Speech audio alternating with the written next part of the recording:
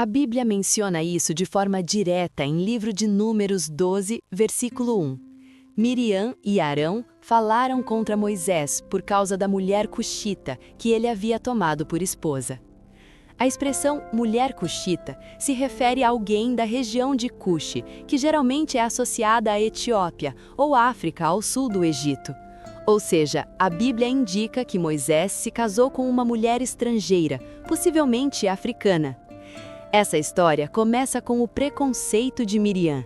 No meio do povo escolhido, enquanto todos viam milagres acontecendo diante dos olhos, um erro começou a crescer dentro do coração de alguém que já conhecia Deus. O nome dela era Miriam, profetisa, líder, respeitada, mas nem sempre quem anda perto de Deus está livre de falhar profundamente. Tudo começou por causa de uma mulher, a esposa de Moisés. A Bíblia diz, em livro de Números, capítulo 12, que Miriam e Arão começaram a falar contra Moisés por causa da mulher cuxita que ele havia tomado. Uma mulher estrangeira, de outra terra, de outra aparência, de outra origem, e isso foi o suficiente.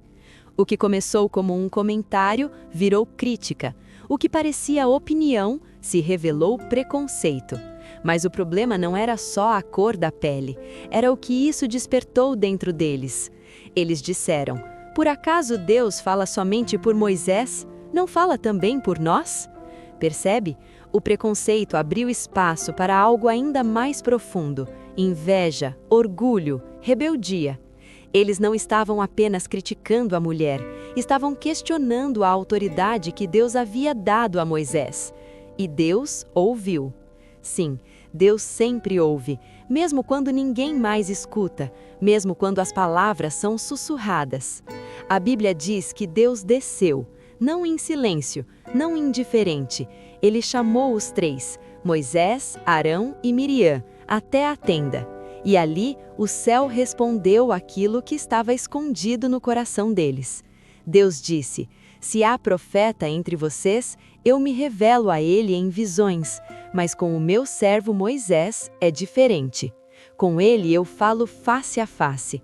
Era como se Deus estivesse dizendo: vocês não entenderam quem ele é, e muito menos entenderam quem eu sou.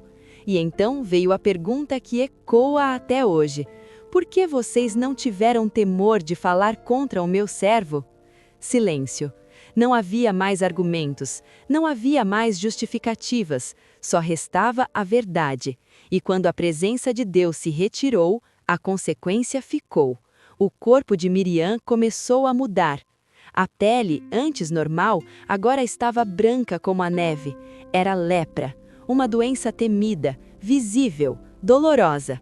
Aquilo que estava escondido no coração agora estava exposto no corpo. O preconceito se tornou visível. O julgamento virou marca. De repente, aquela que julgava agora era quem precisava de misericórdia. Arão olhou e percebeu o peso do erro. Ele correu até Moisés e disse: ah, meu Senhor, não nos culpes por esse pecado, agimos como loucos. E naquele momento acontece algo poderoso. Moisés, o homem criticado, o homem ferido, o homem julgado, não revidou. Ele não comemorou, ele não disse eu avisei, ele fez o oposto. Ele orou: ó Deus, peço-te que a cures. Sem vingança, sem orgulho, sem ressentimento, só graça. E Deus respondeu, mas não sem deixar uma marca na história. Miriam foi afastada do acampamento por 7 dias. 7 dias de isolamento, 7 dias de reflexão, 7 dias carregando no corpo aquilo que começou no coração. E o povo inteiro esperou. Ninguém seguiu viagem até que ela fosse restaurada, como se Deus estivesse ensinando algo para todos. O pecado de um afeta muitos, mas a restauração de um também impacta todos. Essa história não é apenas sobre lepra, não é apenas sobre julgamento, é sobre algo que ainda existe hoje, escondido, disfarçado, mas real: o preconceito. Às vezes silencioso, às vezes disfarçado de opinião, às vezes justificado como verdade, mas diante de Deus ele continua sendo o que sempre foi: pecado. Deus não mudou. O mesmo Deus que ouviu no deserto, ouve hoje. O mesmo Deus que viu o coração, continua vendo. E a pergunta ainda ecoa: por que você fala, julga ou rejeita aquilo que eu não rejeitei? O Senhor Jesus morreu para salvar brancos e negros, ricos e pobres, porque no final não é sobre aparência, não é sobre origem, não é sobre diferenças. A morte de Cristo foi para que toda a humanidade saiba que somos iguais independentemente de cor, raça ou religião. Deus veio para os justos e os injustos. O que Deus avalia em você é o seu coração.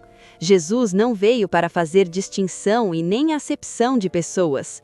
A cor da pele não fala sobre seu caráter e sobre sua salvação. E talvez hoje, sem perceber, alguém esteja olhando e julgando, sem saber que Deus também está olhando. E diferente de nós, Ele vê tudo, até aquilo que ninguém mais vê. A sua cor não te define, a sua raça não te define. O que define o seu destino é a sua vida com Deus. O racismo não começa nas ruas, ele começa no coração. Foi assim com Miriam, e continua sendo assim hoje. O que parecia apenas uma opinião se revelou pecado diante de Deus, e a consequência foi clara. Aquilo que estava escondido dentro dela, Deus trouxe para fora. Porque o racismo não destrói só quem é alvo, ele corrói quem carrega, ele cega, ele endurece, ele separa, ele afasta o homem de Deus. E às vezes, quando não é confrontado, ele marca vidas, famílias, gerações inteiras. Mas essa história também revela algo poderoso. O mesmo Deus que julga também oferece restauração. Mesmo depois do erro, ainda existe cura. Mesmo depois da queda, ainda existe graça. A pergunta que fica não é sobre Miriam, é sobre nós. O orgulho de sermos negros e resistentes vem de longa data. O racismo não é só uma opinião, é uma semente que produz consequências reais, espirituais, emocionais e sociais. Na Bíblia, a história de Miriam, em livro de Números 12, mostra isso de forma forte. O preconceito que começou no coração terminou em dor, isolamento e disciplina de Deus. Mas isso não ficou no passado.